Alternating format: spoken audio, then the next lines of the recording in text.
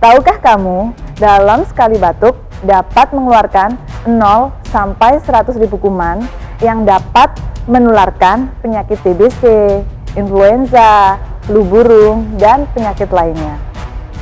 Tapi jangan khawatir, semua dapat dicegah dengan 5 etika batuk. Pertama, gunakan masker ketika batuk.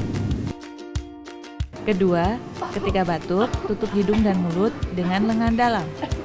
Ketiga, gunakan tisu. Segera buang tisu ke tempat sampah.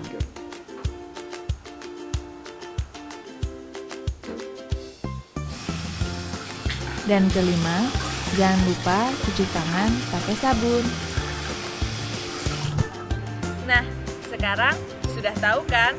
Ingat, batuk ada etikanya.